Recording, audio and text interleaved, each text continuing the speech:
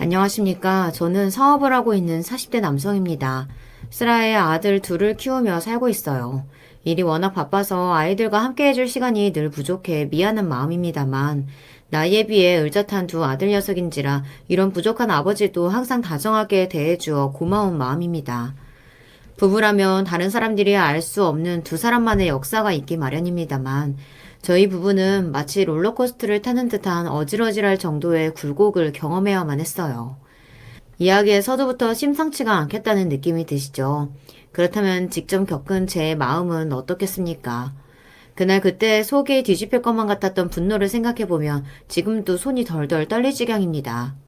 아마 저희 어머니께서 브레이크를 걸어주지 않으셨다면 제가 어디까지 갔을지 저 스스로도 장담을 못하겠으니까요. 저 말리지 마세요, 어머니. 제가 이런 꼴까지 보면서 어떻게 그 사람하고 같이 살겠습니까? 정훈아, 일단 진정하고 내 말부터 좀 들어. 너 이러다가 나중에 정말 후회해. 이 엄마 말 한 번만 믿고 엄마 말 좀 더 들어봐, 응? 부부여 살면서 이런 꼴 저런 꼴 다 보며 사는 사이라고는 하지만 그렇다고 해서 제가 살면서 이런 경험까지 하게 될 거라고는 생각조차 못했습니다. 저 사람이 대체 무슨 일이길래 저렇게까지 열을 올리나 싶으시죠? 여러분들도 제 이야기 들어주시고 제가 이러는 게 정말 과한 건지 그럴 만한 일인 건지 이야기를 좀 해주시면 좋겠습니다. 제 입으로 말하기는 제 자랑 같기도 합니다만 사업을 시작한 이래로 저는 제법 승승장구하며 살아왔습니다. 저희 본가가 그렇게 기반이 탄탄한 집안은 아니었기에 그야말로 맨땅 일구며 저 스스로 이뤄낸 값진 성과였습니다. 사업 일으켜보겠다며 치사스러운 인간들한테 고개도 숙여보고 굴욕도 겪어가며 눈물을 삼킨 시간도 있었습니다. 그렇게 제 인생과 자존심을 걸어가며 일으킨 사업이었기에 사업가로서의 제 자부심 또한 대단했죠. 제 일은 단순히 생계를 넘어 저를 이 세상에 단단히 뿌리내리게 살게 해준 원동력이었고 저 그 자체였습니다. 평생 가난에 허덕이시며 자식들 잘 되라고 고생하신 부모님께 자식으로서 이런 값진 결과를 안겨드릴 수 있다는 것이 자랑스러웠고, 어린 시절 집안이 가난하다는 이유로 저를 괄시하던 좀 산다는 집 자제들에게 떵떵거리며 살 수 있게 해준 제 자부심이었죠. 이렇게 사회적으로 점차 성공을 거두다 보니 주변 인맥도 자연스레 바뀌게 되더라고요. 예전과는 달리 저를 고평가해주는 사람들도 늘어났고, 그러다 보니 제게 호감을 표하는 이성들도 생겨났습니다. 개인적으로도 그러기도 했지만 사업을 하게 되면서 알게 된 인맥 중 저를 좋게 봐주신 다른 사업가분께서 자녀분을 소개시켜주고 싶어 하시는 경우도 많았어요. 저는 그건 역시 저를 인정해주시는 방법 중 하나라 생각해서 기분이 나쁘지는 않았습니다. 그런 식으로 좋은 집안에서 잘 배우며 자란 분들과 몇 번 교제를 해본 적이 있고요.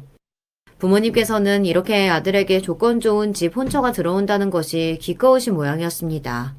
아무렴 부모라면 이왕이면 내 자식이 좋은 조건의 배우자를 만나 가정을 이뤄서 잘 살길 바라는 것이 당연한 일이었겠죠. 그런 부모님의 마음이야 이해하지만 그때까지만 하더라도 딱히 이 사람이다 싶을 정도로 결혼하고 싶은 분을 만나지는 못했습니다.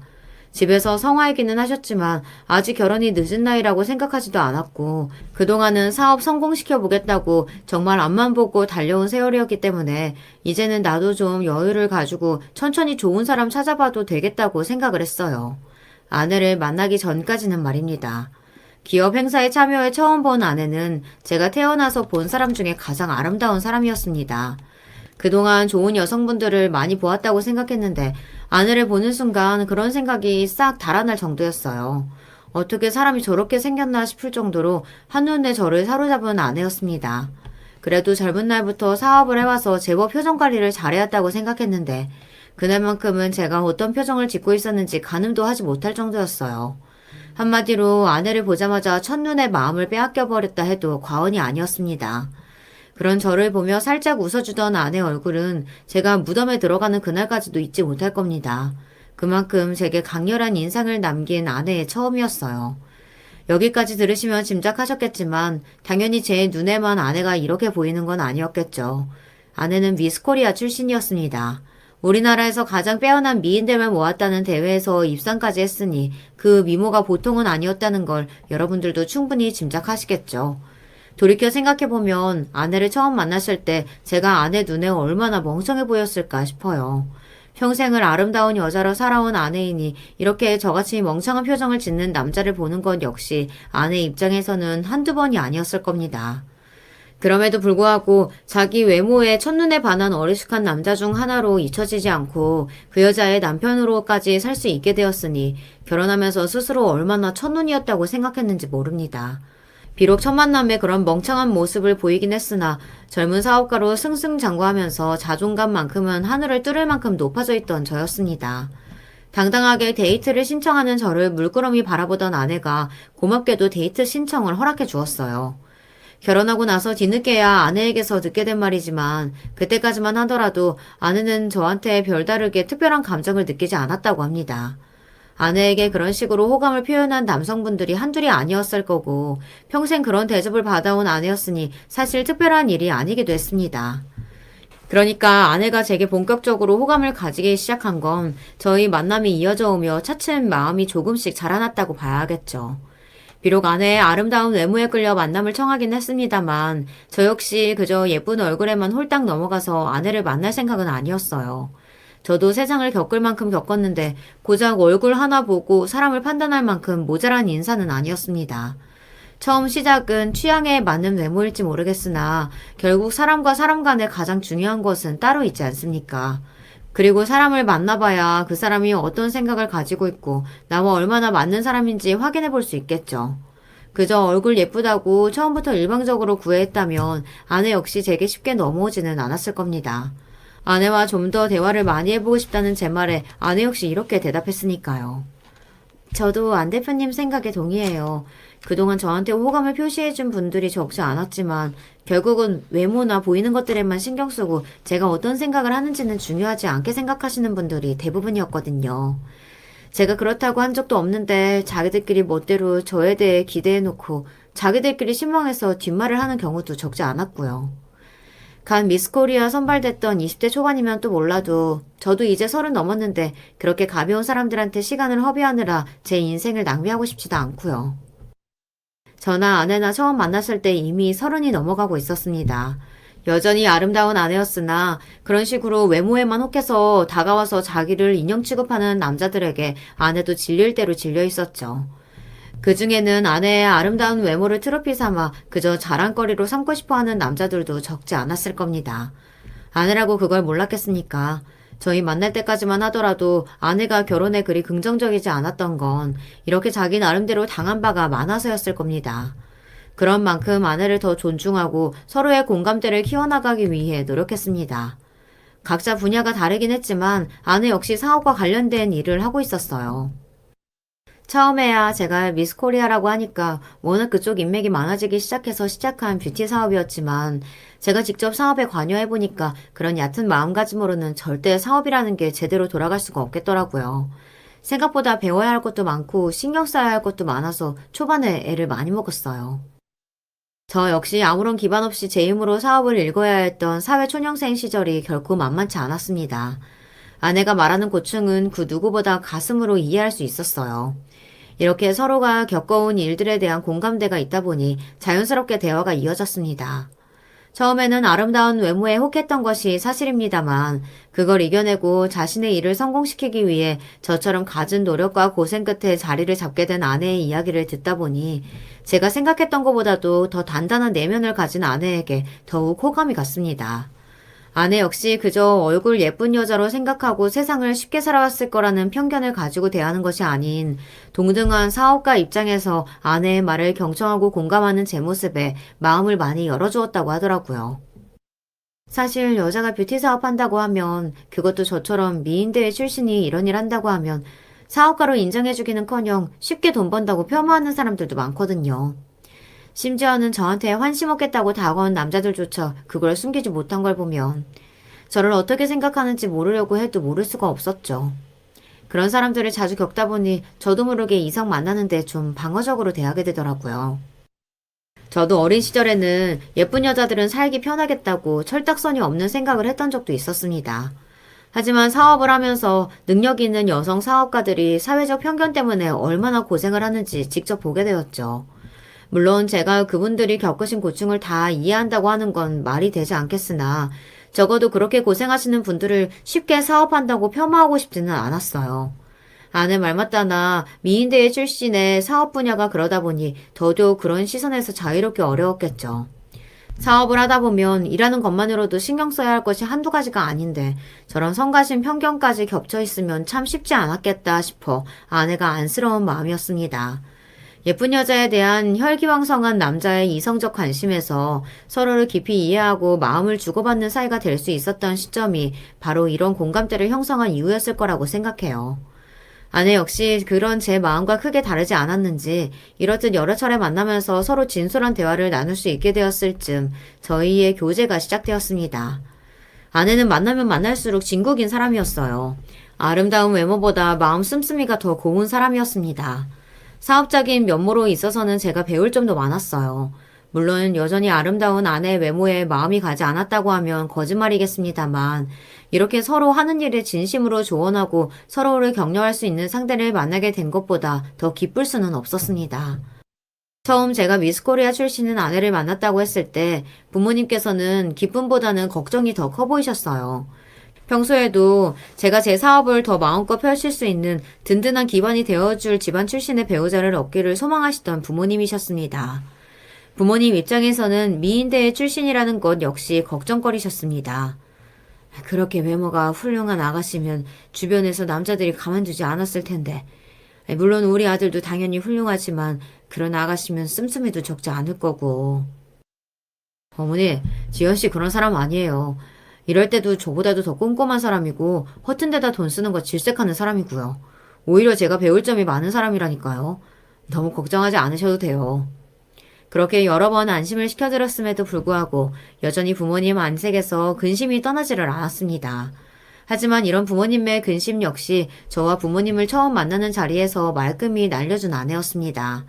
단정하고 깔끔한 차림새로 시종일관 예의 바르게 대하는 태도에 저희 부모님도 그만 제 아내에게 홀딱 넘어가고 마셨죠. 비록 그 수수한 차림에 어울리지 않게 여전히 화려한 이목구비이긴 했습니다만 실용성을 중요하게 생각하는 아내 성격을 파악하기는 어렵지 않으셨을 거예요. 부모님이 걱정하시던 사치는커녕 아내는 화려한 차림새를 선호하지 않은 편이었습니다. 특별한 일이 있지 않는 이상 항상 일하기 가장 편한 차림을 좋아했고요. 그렇게 화려하게 차려입은 거야 미스코리아 대회 나가면서 평생 할 거 다 해봤어요. 예초에 그런 옷 별로 좋아하는 편도 아니었고 또 같은 사업하는 사람이라고 모여놓고도 눈요깃감 취급당하는 것도 싫었고요. 입이 방정인 남자들 중에서 같은 여성 동료들에게 꽃 운운하며 외모 지적하는 사람들이 적지 않지 않습니까? 아내가 무슨 취지로 저런 말을 하는지 단박에 알 것 같았어요. 아내 입장에 그런 남자들이 얼마나 한심하게 비춰졌을지는 말할 것도 없었고 말입니다. 그렇게 일부러라도 더 실용적인 차림새를 선호하는 아내에게 다행히 쉽게 마음의 문을 열어주신 부모님이셨어요. 아무래도 두 분 모두 제가 사업가로 성공하기 전까지는 어렵게 살아오시던 분이다 보니 화려하게만 들리기 쉬운 미스코리아 출신이라는 말에 주눅이 드셨던 것이 아주 이해가 가지 않은 것은 아니었어요. 가뜩이나 사업하는 며느리라고 하면 익숙치 않게 생각하실지 모르는데 미인대회 출신이라는 말까지 하면 부담스럽게 여기실 수도 있겠죠. 어머님, 아버님하고는 정말 잘 지내고 싶어요. 종우 씨가 이렇게 바른 마음가짐 가지고 성장하는 데에는 분명 부모님들께서 큰 몫을 하셨을 텐데 그런 분들이라면 저도 당연히 배울 점이 많겠죠. 비슷한 나이임에도 불구하고 저보다 훨씬 성숙한 사고방식을 가진 아내였습니다. 이렇게 현명한 사람을 처로 얻게 되다니 세상에 나보다 처복이 더 터진 사람이 있을까 싶었습니다. 결혼해서 살면서도 이런 아내의 마음가짐은 한결같았습니다. 둘 다 각자의 사업으로 워낙 바빴기 때문에 결혼을 해서도 함께 할 수 있는 시간을 내기가 쉽지는 않았습니다만 아내와 함께한 모든 시간은 늘 즐거웠습니다. 바쁜 일상 속에서도 사업가로서 아내로서 또 며느리로서 당차게 제 몫을 해나가는 아내를 보며 저 역시 아내와 처가 식구들에게 더 잘해야겠다고 마음먹었죠. 애석하게도 처가 식구들과는 아내가 제 본가 식구들과 지내는 것처럼 잘 지내지는 못했습니다.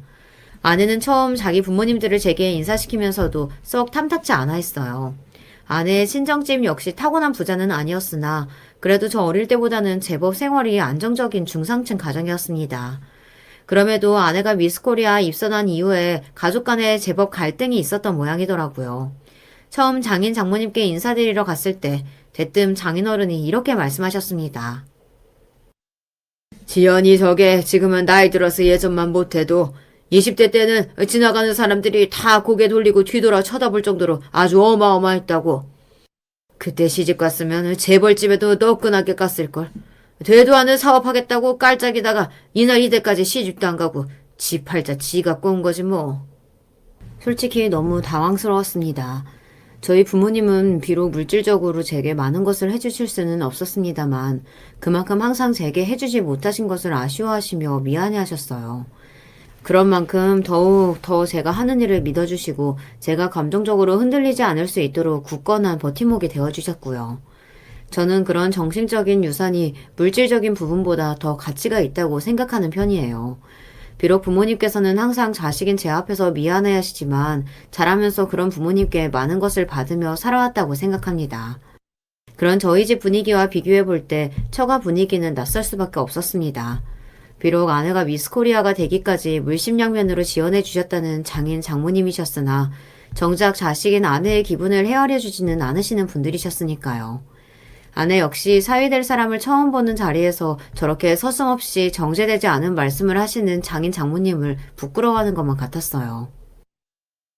나 처음 미스코리아 되고 나서 주변에서 손짜리며 보며 제법 시끄러웠거든. 근데 그때 내 나이가 고작 21인데 내가 결혼 생각이 있었겠어? 거절하니까 우리가 얼마를 들여서 너를 미스코리아식이나 만들어놨는데 부모 말을 거스르냐고 아버지가 내 뺨까지 때리더라.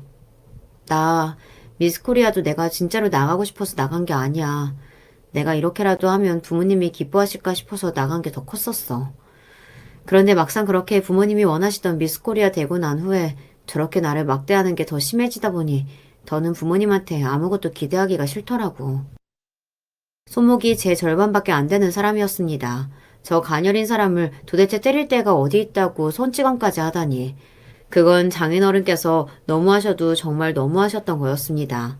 어린 자식이 선짜리 나가기 싫다고 했다는 이유로 그랬다는 건 더더욱 이해가 가지 않았고요. 이렇게까지 말하고 싶지는 않지만 얼굴 반반한 자식을 당신들 입맛대로 휘두르고 싶어 하셨다는 사실만큼은 부정하기 어려웠습니다. 아내가 이성관계나 결혼에 좋지 않은 인상을 가질 수밖에 없었다는 게 다시금 이해가 되었죠. 제게 하신 말씀 또한 그런 맥락에서 나온 말이었을 겁니다. 물론 제가 제 나름대로는 자수성가해서 사업 일으킨 성공한 사업가라고 하지만 장인어른 말씀처럼 그렇다고 제가 재벌가에 비할 것은 못 되었겠죠. 그러니까 한마디로 사윗감이라고 데려온 저 역시 장인어른 입장에서는 눈에 차지 않는 사윗감이었을 거예요. 좀 더 어리고 더 예뻤을 때 시집 보냈으면 그보다 더 의리의리한 집안에 보낼 수 있었을 걸 하는 속내를 감추지도 않는 장인어른이셨어요. 장인어른과의 관계가 불편할 수밖에 없었습니다. 특히나 저런 장인 장모님을 제게 보인 이유로 자기가 더 미안해하는 아내를 보니 더더욱 그랬습니다. 아내가 미스코리아가 된 지 10년이 다 되어가고 있었으니 그 시간 동안 얼마나 혼자 들들 볼꼈을지 생각하니 아내가 짠하더라고요. 그런 만큼 결혼해서 우리 집에서만큼은 아내가 그런 서러운 감정 느낄 일 없이 지내게 해줘야지 다짐했습니다. 그러니 아내가 결혼 이후 본인 친정과는 거리를 두고 저희 부모님과 더욱 가깝게 지내는 것은 사실 예견된 것이나 마찬가지였습니다. 처음에 미스코리아 출신 며느리를 맞이하는 것에 대해 걱정하시던 부모님께서는 아내를 처음 만난 이후로는 언제 그랬냐는 듯 하나뿐인 며느리를 아껴주셨습니다. 두 분 모두 한번 마음을 준 사람에게는 한없이 정을 퍼주시는 분들이셨어요. 새아가 가뜩이나 이렇게 말랐는데 밤낮 없이 일한다고 얼마나 힘들겠어. 이럴수록 더 잘 챙겨 먹어야 해. 조금만 먹고 그러지 말고 챙겨놓은 음식들 아끼지 말고 팍팍 먹어. 너는 살쪄도 이쁘니까 그런 거 걱정 하나도 할 거 없어. 감사해요, 어머님. 저 그런 걱정 안 하고 팍팍 잘 먹고 있어요. 어차피 저 통통해져도 어머님은 저 예쁘다고 해주실 거잖아요. 맞죠? 그럼.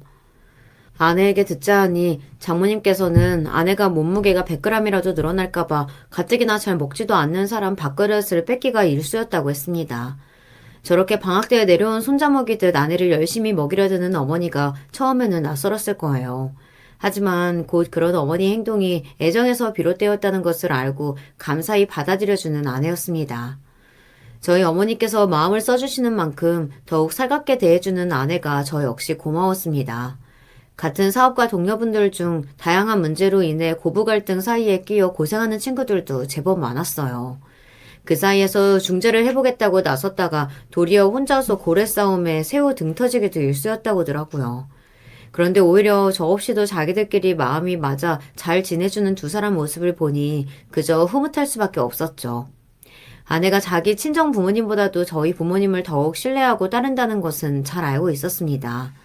아무리 저희 부모님께서 마음을 먼저 내어주셨다고 한들 그걸 아내가 받아주지 않았더라면 이런 관계가 절대 가능하지 않았을 겁니다. 미인대에 출신 아내를 얻은 것보다 제게는 그게 더 큰 행복이라고 생각합니다. 아내가 결혼 후에야 비로소 정서적으로 안정된 것 같아 그건 역시 안심이었어요. 연년생으로 저희 아들들인 주연이와 성현이가 태어나면서 더더욱 그랬습니다. 자기 본가에서 항상 둥둥 떠다니는 듯한 기분을 느꼈다던 아내가 비로소 저희 가정에 안착한 것 같았어요. 고대하시던 손자 녀석들을 보시고 저희 부모님께서도 더할 나위 없이 기뻐하셨습니다. 어머니 정말 안 그러셔도 돼요. 이 사람이나 저나 그 정도 능력은 된다니까요. 알지 알지. 그래도 우리가 보고 싶어서 그래. 노인네들이 손자 보는 재미 없으면 또 무슨 재미로 살겠어? 연년생인데다가 아내 역시 사업으로 바쁜 사람이었으니 당연히 아이들을 돌봐줄 손이 필요했습니다. 돌보미 분을 고용했지만 그럼에도 돌보미 분 출퇴근 시간 이후로는 부모인 저희의 노력이 필요했어요. 그것마저도 당신들께서 해주고 싶어 하시는 부모님이셨습니다. 결혼 이후에 아내와의 어머니의 사이는 늘 좋았으나 아이들 낳고 나서 더더욱 그 두 사람 관계가 돈독해진 것 역시 서로 목숨보다 소중하게 생각하는 우리 아이들을 그 누구보다 아껴주는 존재라는 신뢰감이 더욱 쌓였기 때문일 겁니다. 그래도 아내 사업보다는 제 사업이 좀 더 규모가 크고 잘 되고 있었기 때문에 처가에서 제게 기대하는 바가 없지는 않았을 겁니다. 그러나 그런 처가 요구에 단호하게 대응하는 아내였습니다. 돈 문제라도 생기려고 치면 단박에 막아서는 아내 때문에 장인어른도 빈정이 많이 상하셨을 겁니다. 처음 몇 번 제게 술자리를 권한 것 이후에는 제게 냉랭하게 대하시는 장인어른이셨어요. 그런 장인어른이 탐탁지 못한 딸 내외가 본 손자들이라고 어여뻐 하실 리 없었습니다. 아내 입장에서는 시부모님께서 그렇게 아이들을 예뻐하시고 어떻게든 돌보는 걸 도와주시려고 노력하시는데 정작 친정 부모님들이 저렇게 자기 아이들을 거들떠보지도 않는 건 역시 마음이 많이 상했을 거예요. 나 지금까지만 하더라도 내 부모가 당신이나 우리 애들한테 하는 걸로 충분히 창피스러워. 어머님, 아버님이 우리한테 해주시는 거 생각하면 더 그래. 같은 부모인데 어떻게 이렇게까지 다를 수가 있나 싶기도 하고. 그리고 나 미스코리아 된 이래로 그동안 우리 집에 차고 넘치게 다 갖다 줬어. 내 가정 생긴 이후로까지 그렇게 살고 싶지는 않아. 한마디로 아내는 그동안 제 부모에게 당한 일로 제대로 학을 뗐더라고요. 애초에 처가에 잘하는 것도 제 아내 좋으라고 하는 일 아니겠습니까? 제가 도움을 주는 것이 오히려 제 아내 속을 뒤집는 일이라면 구태여 그렇게까지 하고 싶지는 않았습니다. 무엇보다 제 아내에게 너무 큰 상처를 준 사람들이었어요. 물론 부모 자식의 연은 쉽게 끊어낼 수 없는 일이라고 하니 제가 기본적으로 해야 할 도리는 해야겠지만 아내가 바라던 대로 그 이상을 할 생각은 굳이 들지 않더라고요. 아이들은 저희 부부와 조부모님의 사랑 아래 건강하게 쑥쑥 자라고 있었고 제 사업 역시 영역을 넓히며 더욱 기반을 탄탄하게 다지고 있었습니다. 아내 역시 자기 일로 항상 바빴고요. 아내나 저나 몸은 항상 바쁜 일정에 고단했으나 안락한 가정에서 그런 피로를 모조리 날리고 지낼 수 있을 만큼 행복하게 살았다고 자부합니다. 우리가 함께하는 시간이 쌓여갈수록 더욱 서로가 서로에게 그 무엇으로도 대체될 수 없는 굳건한 사이라 믿어 의심치 않았어요. 그랬기에 생각지도 못하게 뜻밖의 사진을 건네받게 되었을 때 제가 얼마나 혼란스러웠을지 이해하실 수 있으실까요? 그날도 여전히 업무 때문에 다른 직원들 다 퇴근하고 난 이후까지 집에 돌아가지도 못하고 일과 씨름하고 있었습니다. 다른 직원이 있었으면 대신 받아주었을 퀵 서비스를 제가 직접 받은 것도 그런 이유에서였죠. 이거 혹시 어디서 보낸 겁니까? 저도 전달해달라는 소리만 들어서 거기까지는 잘 모릅니다.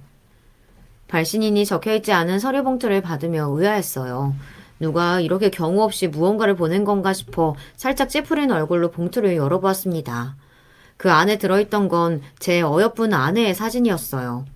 하지만 하나같이 정면을 보고 있는 것이 없었기에 그 사진들이 죄다 몰래 찍힌 사진이라는 건 어렵지 않게 짐작할 수 있었습니다. 대체 누가 이런 무례하고 어처구니 없는 짓을 한 건지 기가 막혔어요. 결혼하고 수년이 지나긴 했지만 여전히 아름다움을 잃지 않은 아내였습니다. 기혼임에도 불구하고 그런 아내에게 호감을 표시하는 나사 빠진 남자들 역시 없지는 않았죠. 그럴 때마다 대차게 상대에게 망신을 주며 그런 사실을 제게도 숨기지 않는 아내였습니다. 이번에 들러붙은 놈은 정신이 나가도 한참 나갔나 보다 싶었어요. 그러다 제 손을 멈칫하게 한 것은 구석진 곳에서 찍힌 아내의 사진이었습니다. 아내의 맞은편엔 웬 남자가 하나 서 있었어요.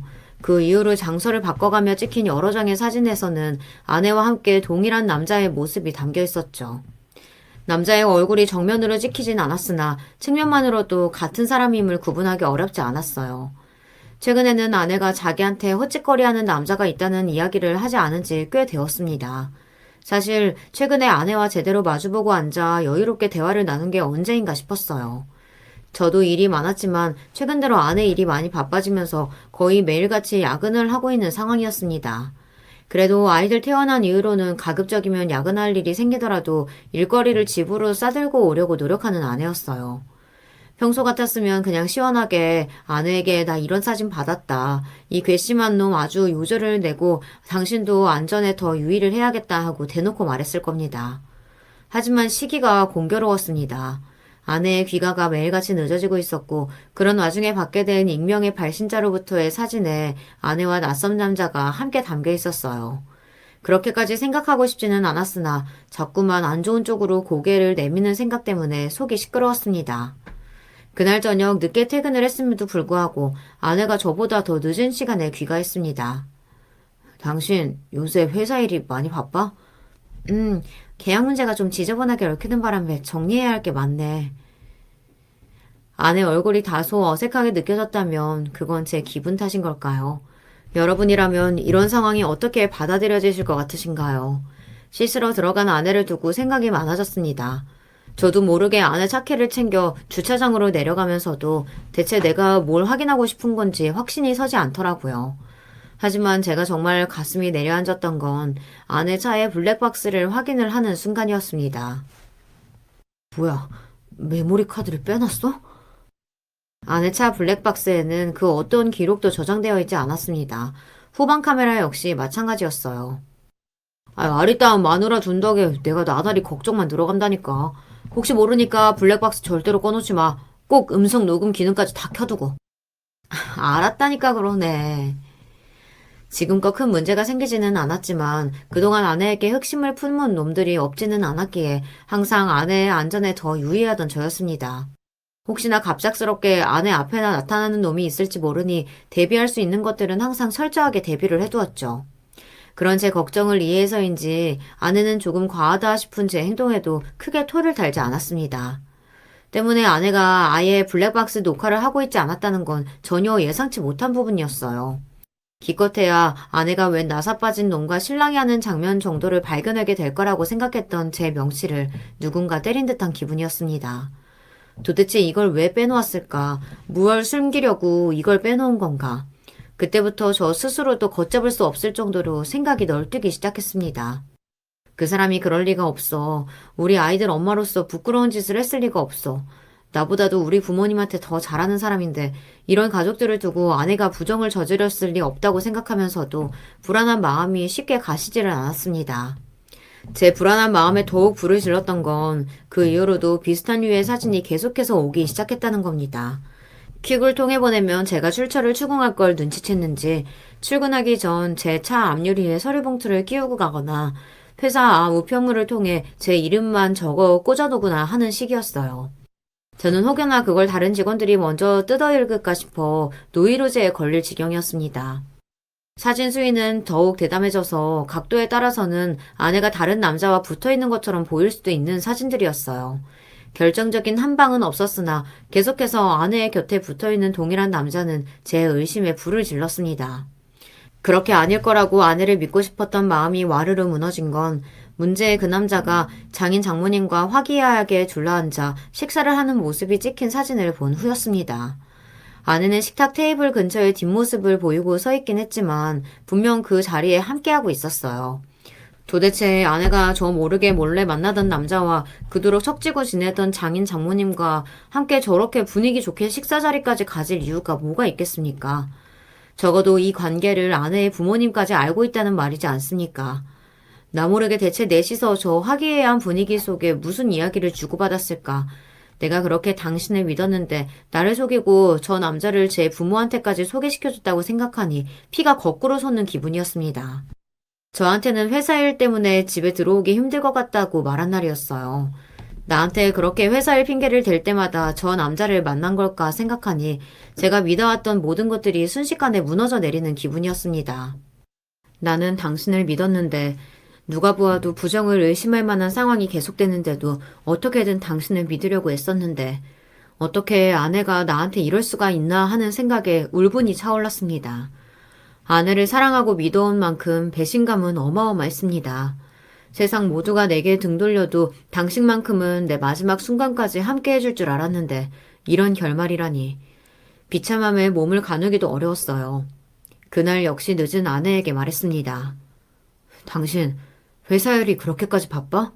아무리 그래도 그렇지 이렇게 매일같이 늦을 수가 있어. 당신도 사업하면서 왜 그렇게 서운한 소리라고 그래? 내가 일부러 늦었어? 여보, 나 요새 정말 힘들어. 당신까지 나한테 이러지 마. 당장이라도 그렇게 힘들다면서 이 남자 만날 시간은 있느냐고 소리를 지르고 싶었습니다. 하지만 제가 그걸 인정하는 순간 우리가 일구어낸 가정이 깨어질까봐 차마 그 말을 내뱉을 수가 없었어요. 종훈아, 이 사진들은 대체 이게 다 뭐니? 제 딴에는 감춘다고 감췄는데 아직 어린 아이들이 제 서재를 어지르며 찾아낸 사진을 저희 어머니께서도 발견하셨습니다. 그 사진이 의미하는 바를 저희 어머니 역시 모르실 리 없으셨겠죠. 새파랗게 질린 얼굴로 바들바들 떠는 어머니의 손을 보고 있자니 비참함이 더해졌습니다. 수치심과 송구스러움으로 차마 고개를 들지 못하고 간신히 어머니께 말씀드렸어요. 어머니, 당분간만 그냥 모르는 척 해주세요. 제가 해결할게요. 해결이라니? 대체 너 무슨 생각으로? 이럴수록 더 얘기를 해봐야지. 분명 무슨 사정이 있을 게다. 지연이가 그럴 애가 아니야. 어머니 제발요. 저도 생각할 시간이 필요해요. 잘 사는 모습만 보여드려도 모자랄 판에 어머니 앞에 이렇게 수치스러운 모습이라니. 그만 세상에서 사라져버리고 싶은 심정이었습니다. 그날 하루는 출근도 하지 않았어요. 뜬 눈으로 밤을 지새우고 아내의 회사로 향하며 제가 무슨 정신이었는진 저도 모르겠습니다. 그저 결과가 무엇이 되었든 내가 확신할 수 있는 무언가를 잡아야겠다는 생각뿐이었어요. 그렇지 않고서야 이대로 내가 미쳐버리겠다 싶더군요. 여느 때처럼 일 때문에 늦을 것 같다던 아내는 채 퇴근 시간이 되기도 전에 주차장으로 나왔습니다. 다시 한번 마음이 꺼져가는 기분이었어요. 눈이 벌개져서 아내 차를 뒤따라가는 제 모습이 그렇게 추잡스럽게 느껴질 수 없었으나 아내를 위양하고 있는 그 순간조차 제발 나를 배신하지 말아달라고 속으로 빌고 또 비는 걸 멈출 수가 없었습니다. 어머니의 연락을 받은 것은 바로 그때였습니다. 종훈아, 너 지금 어디야? 회사에도 없다면서 지금 어디 있는 거야? 그 사람 뒤따라가는 중이에요. 종훈아, 너 대체 무슨 짓 하는 거니? 너 정말 그러다가 후회해. 안 된다. 당장 집으로 돌아와. 엄마가 부탁이야. 너한테 꼭 해야 할 말이 있으니까 당장. 그렇게 말씀하시는 어머니 목소리가 들어본 중에 가장 절박했습니다. 눈앞에 아내 차를 뒤쫓으면서도 그런 어머니 목소리를 차마 무시할 수가 없었어요. 결국 저는 제 눈앞에서 그 남자에게 갈지도 모르는 아내의 뒤를 따라가는 것을 포기하고 집으로 돌아가고 말았습니다. 어머니, 대체 무슨 일이세요? 종훈아, 이거부터 먼저 봐. 이거부터 보고 내 설명 들어. 전에 없이 단호하게 말씀하시는 어머니의 기세에 어머니가 내민 스마트폰 속 영상을 들여다봤습니다. 거기에는 아내가 한 남자에게 손목을 붙들려 억지로 끌려가는 모습이 담겨 있었어요. 바로 문제의 사진 속 남자였어요. 얼굴 정면을 보는 것은 처음이었으나 분명 그 남자가 확실했습니다. 누가 보아도 영상 속 아내는 제 의지와는 상관없이 강제로 남자에게 끌려가고 있었어요. 어머니, 대체 이게 뭐예요? 네 서재에 있던 사진 속 배경이 하도 낯익어서 그 근처에 가서 주변 차주한테 부탁해 얻은 블랙박스 영상이야. 저희 어머니는 블랙박스 작동이든 신식계이든 제대로 다룰 줄을 모르시는 분입니다. 그런 분께서 얼마나 절박하셨으면 이렇게까지 하셨나 싶어 제 기세가 조금 누그러졌습니다. 그 순간을 놓치지 않고 어머니께서 다급하게 말씀을 이으셨어요. 여기 사진 찍힌 곳 말이다. 이 근처 사는 사람한테 물어보니 이 사진 찍힐 때쯤 웬 남자 하나가 구석에서 여자 윽박지르는 걸 봤다고 하더라. 자세한 사정은 모르지만 아무래도 이 남자가 우리 지연이 협박한 모양이야. 그러니까 내가 그랬잖아. 우리 며느리가 네 아내가 그런 일을 저지를 애가 못 된다고. 얼마나 절박하셨으면 어머니가 직접 발로 뛰어 증거 영상에 목격자까지 찾아다니셨을까 싶어 자괴감이 들었습니다. 시어머니 되는 우리 어머니도 그 의심스러운 정황에도 끝까지 아내를 믿어주셨는데 남편이라는 사람이 신원도 알 수 없는 사람이 보낸 사진들을 보고 흔들려 아내를 미행까지 했다고 생각하니 그만 아내에게 죽을 때까지 갚을 수 없는 죄를 저질렀다는 생각에 그 자리에 털썩 주저앉고 말았어요. 그 사람이 그럴 리 없다고 생각하면서도 자꾸만 의심스러운 마음이 들어서요. 내가 말이라도 잘못했다가 혹시 이혼하자는 말이라도 들을까봐 그 사람한테 제대로 묻지조차 못했어요. 어머니, 저 그 사람한테 미안해서 어떡해요? 부부끼리는 무슨 일이 있어도 서로 대화를 해봤어야 돼. 지금이라도 네가 정신 차렸다니 더는 너 혼자 그렇게 땅 파지 말고 지연이한테 무슨 일인지 물어보렴. 애 외롭게 혼자 두지 말고. 어머니 말씀이 구구절절 옳았습니다. 더는 망설일 이유가 없었어요. 곧장 아내에게 전화를 걸었습니다. 여보, 나 당신 협박당하는 거 알고 있어. 우리 얘기 좀 해. 더 보탤 것도 없이 간결하게 얘기하는 제 말에 아내가 아무 말도 하지 못했습니다. 그렇게 곧장 돌아온 아내와 그렇게도 바라던 그간의 진솔한 이야기를 들을 수 있었어요.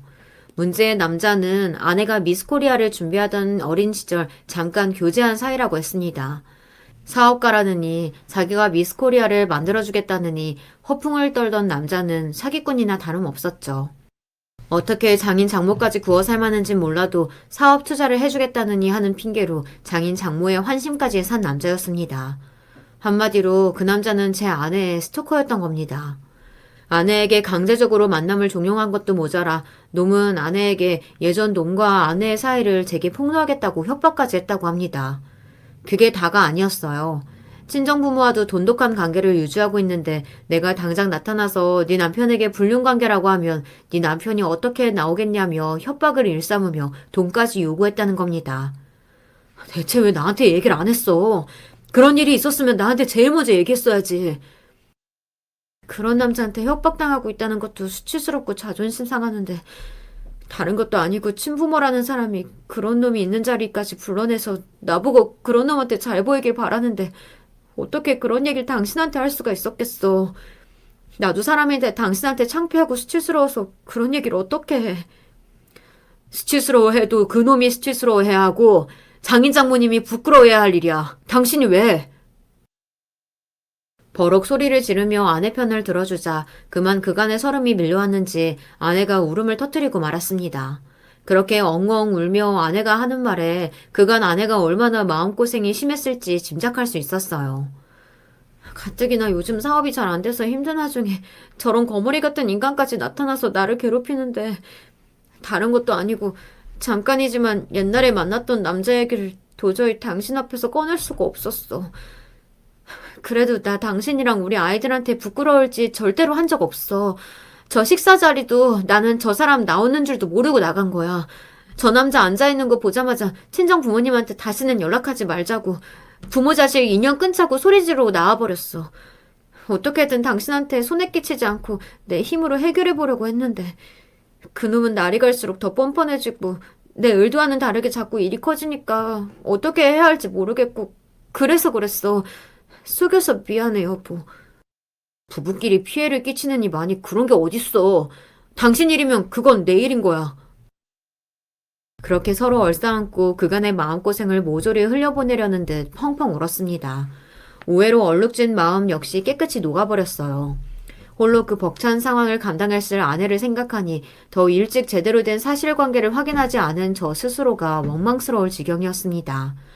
아무리 제가 의심할 만한 정황이 있었다 하더라도 저희 어머니 말씀처럼 이 사람 말을 먼저 들어보는 게 우선이었어야 했어요. 이번 일은 명백히 제가 아내에게 잘못한 일이 맞았습니다. 놈은 더 볼 것도 없이 경찰에 넘겼습니다.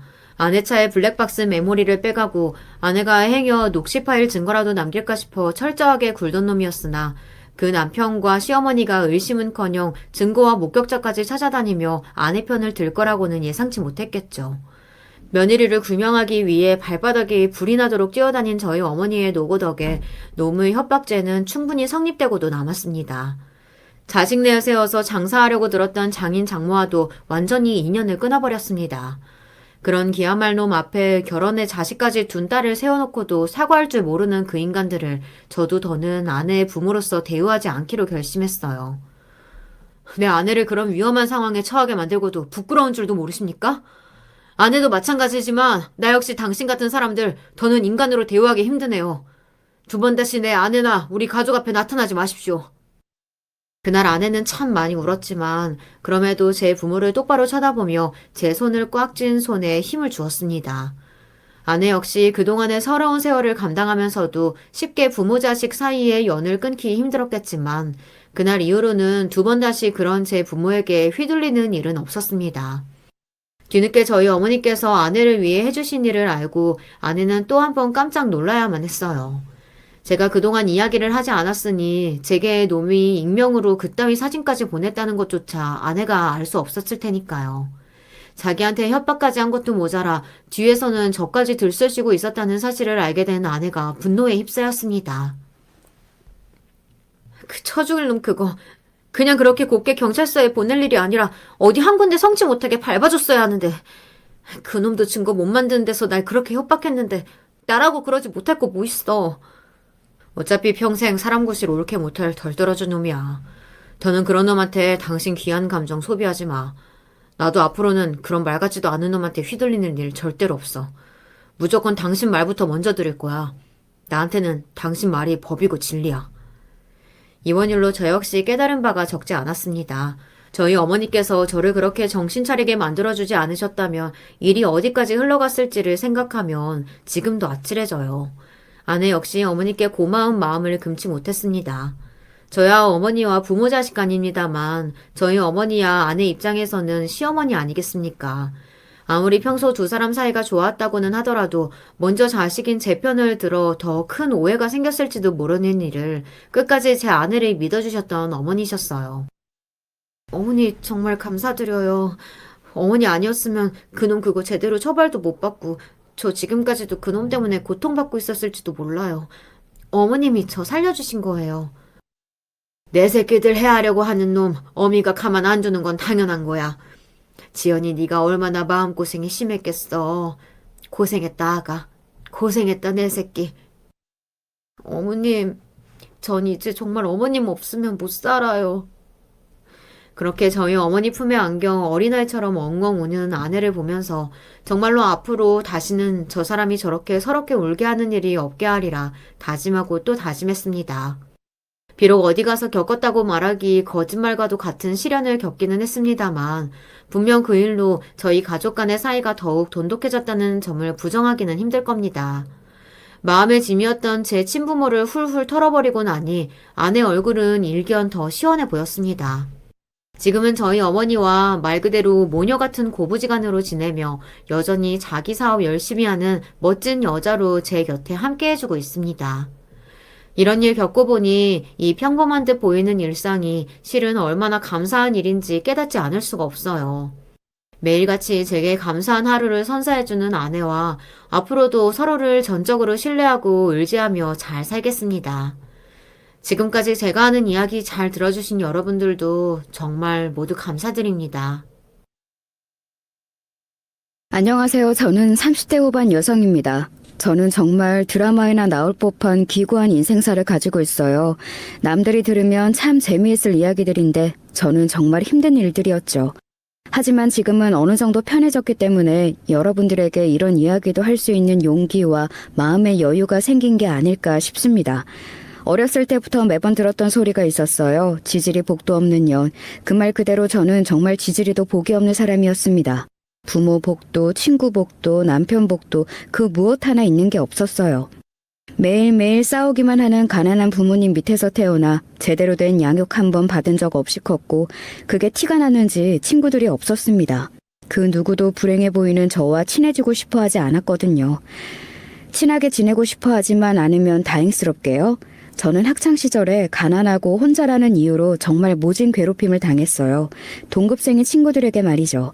선생님과 부모님의 방관 아래 친구들의 괴롭힘은 더더욱 심해졌고 저는 고등학교도 채 졸업하지 못한 채 집을 뛰쳐나왔습니다.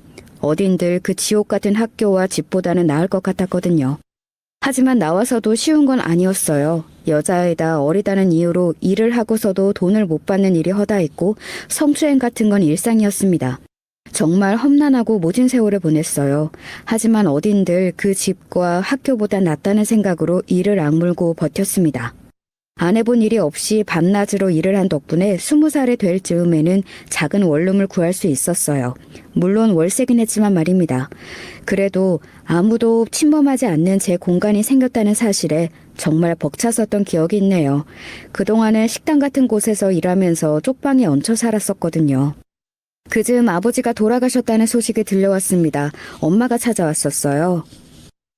너그 애비가 보험을 들어놓은 게 있단다. 그래도 죽을 때는 이런 거 하나 주고 죽네. 엄마는 그렇게 말하며 저에게 통장 하나를 건넸습니다. 5천만 원. 그 당시 저에게는 정말 너무 큰 돈이었어요. 물론 지금도 큰 돈인 건 변함이 없지만요. 이제 와서 엄마 노릇하겠다는 건 아니고 그냥 니도 네 애비한테 괴롭힘 당하면서 컸으니까 그 보상이라고 생각하고 받아. 그 돈을 거절할 만큼 현실을 모르는 것도 아니었고 또 그 큰 돈을 거절할 만한 배짱도 없었습니다. 그래서 그냥 받았어요. 그리고 하던 일을 잠시 그만두고 고등학교 검정고시를 준비했습니다. 인제 와서 공부를 새로 시작하겠다는 건 아니었지만 중졸은 아무래도 더 취직할 때 불리하더라고요. 최소 고졸은 되어야 할 것 같아서 그냥 검정고시를 봤어요. 그래도 공부머리가 아예 없던 건 아닌지라 수월하게 검정고시를 딸 수 있었습니다. 그게 23살쯤 됐을 무렵이었어요. 그리고 작은 건설회사에 격리로 취직해 제 학벌로는 꽤 괜찮은 월급을 받으며 살았습니다. 딱히 욕심도 없었던지라 현실에 그냥 만족하면서 살았어요. 아무도 나를 때리지 않고 아무도 나를 괴롭히지 않는 지금이 가장 행복하다 하면서 말입니다. 그렇게 하루하루를 별다른 일 없이 살아가던 어느 날이었어요. 현장에서 일을 하던 노동자 중에 한 사람이 저를 참 좋아했습니다. 어렸을 때부터 외로움을 많이 타서 그런 건지 아니면 저한테 그렇게 잘해주는 사람을 처음 만나서 그런 건지 저는 그 사람을 참 좋아했어요. 그렇게 몇 년간 연애하고 프로포즈를 받았을 때도 정말 행복했었습니다. 제 집안 사정을 알고 그는 저를 더 신경을 썼어요. 그래도 당신 엄마인데 인사는 가야지. 그 사람은 굳이 엄마에게 인사를 가겠다고 하더군요. 저랑 엄마는 저한테 돈을 가져다 준 그날 이후 한 번도 얼굴을 본 적이 없었거든요. 그 사람 성화에 못 이겨 거의 10년 만에 엄마를 보러 갔습니다. 오랜만에 보는 엄마는 많이 늙어 있더군요. 그 모습에 마음이 좀 쓰이긴 했던 것 같아요. 꼭 그렇게 험한 일 하는 사람이랑 결혼해야겠니? 엄마는 나중에 저에게 그렇게 물었었어요. 아버지가 목수셨거든요. 험한 일 하는 사람들은 성품도 험하다고 그러면서 말리셨던 기억이 있습니다. 내 결혼이야. 나는 엄마처럼은 안 살 거니까 걱정하지 마. 내가 무슨 자격으로 네가 하겠다는데 말리겠니? 그냥 걱정스러워서 그러는 거야. 하지만 저는 엄마의 말을 듣지 않고 결혼했어요. 그리고 그와 사는 7년 동안 한 번도 후회를 한 적이 없습니다. 그 사람은 정말 저에게 잘했고 다정했어요. 저랑 그 사람 사이에는 아들이 하나 있었는데 아들에게도 정말 다정한 아빠였습니다. 결혼한 뒤로 종종 얼굴을 보는 엄마도 정말 괜찮은 사람인 것 같다고, 그때 편견이 있었던 것 같다고 그렇게 이야기했으니까요. 엄청나게 행복한 건 아니었지만 나름 행복했습니다. 충분하지는 않았지만 아끼면 크게 부족함 없이 생활할 수 있었고 다정한 남편과 귀여운 아들이 있었으니까요. 10대 시절 집은 막 뛰쳐나와 길거리에서 울던 과거의 저를 생각하면 정말 행복한 나날들이었습니다. 하지만 그 행복은 오래가지 못했어요. 지질이 복도 없는 년 그 말의 저주에서 벗어났다고 생각했는데 아니었습니다. 형수님! 형수님 큰일 났어요! 그 전화를 받고 손을 발발 떨며 평소에는 절대 타지 않는 택시까지 잡아타고 남편이 있다는 응급실을 향했어요. 그곳에는 이미 숨을 거둔 남편이 누워 있었습니다. 믿기지도 않았고 믿고 싶지도 않았습니다. 그저 황망한 얼굴로 멍하니 서서 눈물만 뚝뚝 흘렸어요. 심장마비라고 하더군요. 일을 하다가 쓰러졌는데 조금 늦게 발견이 됐다고요. 저는 정말 정신이 하나도 없었습니다. 뭔가를 처리할 정신도 장례를 준비하고 치를 정신 같은 것들 말이죠. 그래서 남편의 직장 동료들이 하라는 대로 멍하니 앉아서 고개를 끄덕이고 사인을 했어요. 나중에 알고 보니 산재 처리를 하지 않겠다는 회사의 각서 같은 것들이었더라고요. 정말 지지리도 복도 없죠. 하루아침에 남편을 잃은 젊은 과부에게, 멍하게 앉아서 울고만 한 사람에게 그런 각서에 사인을 하라고 들고 온 회사 사람들이나 정신없는 틈을 이용해서 저에게 사인을 받아간 남편의 직장 동료들이나 말입니다. 그래서 저는 남편의 회사에서 단 한 푼도 받지 못했어요. 위로금이라고 지급해준 돈도 장례 비용으로 다 썼으니 제 수중에 남는 건 정말 하나도 없었습니다. 하루아침에 5살 난 아들을 혼자 키워야 하는 과부 신세가 되었어요. 그 사람은 보험 하나 제대로 들어놓은 게 없었거든요. 내 몸이 짱짱한데 보험은 무슨 보험? 그거도 한 달에 내야 할 금액이 꽤 되더라고. 그거 저축해서 우리 성준이 맛있는 거 한 번 더 사주지. 늘 그렇게 이야기했었거든요. 그래서 그 사람이 그렇게 죽고 나서 정말 저는 내몰리듯 일을 시작해야만 했습니다. 가진 게 없는 제가 혼자 어린애들을 키우려면 그래야만 했으니까요. 불행 중 다행인 건 너 일하는 동안에는 애는 내가 볼게. 뭐 어차피 어린이집 갔다 오면 몇 시간만 봐주면 되는데 뭐. 이제와 엄마의 도움을 받는 게 내키진 않았지만 그때 저는 그런 걸 가릴 처지가 되지 못했어요. 그래서 그냥 도움을 받기로 했습니다. 사무직에 취직하고 싶었지만 고졸의 경력이 많이 단절되어 있어서 불가능에 가까웠어요. 그리고 그 다음에는 어렸을 때 하던 식당에도 취직했지만 그건 시간 맞추기가 너무 힘들었습니다. 아무래도 아이를 마냥 엄마에게 맡겨둘 수는 없었기 때문에 일할 곳을 찾는 게 여의치 않았어요. 그러던 중 식당에서 알게 된 아주머니 한 분이 일자리를 제안해 주셨습니다. 새댁같이 일손도 빠르고 깔끔하고 또 젊은 사람을 원하는 곳들이 있어. 그게 어딘데요? 가정부인데 딱 정해진 시간에만 가서 청소랑 빨래 해주면 되고 가끔 집주인 심부름 해주는 정도? 그리고 요리까지 하면 추가금도 있고 요즘 부자들 점잠 뺀다고 갑질 같은 것도 많이 안 하고 일도 이런 것보다 수월하고 벌이도 좋아. 대신 거기 연결해주는 사람들 테스트를 통과하긴 해야 해요. 소개 한번 시켜줘? 자신은 나이가 많아서 탈락했다며 부잣집 가정부를 할 수 있는 업체를 소개해 주셨어요. 테스트는 생각보다 간단하긴 했습니다. 학벌과 집안 사정을 묻고 그 다음으로는 어떤 일을 했는지 묻는 게 다였어요.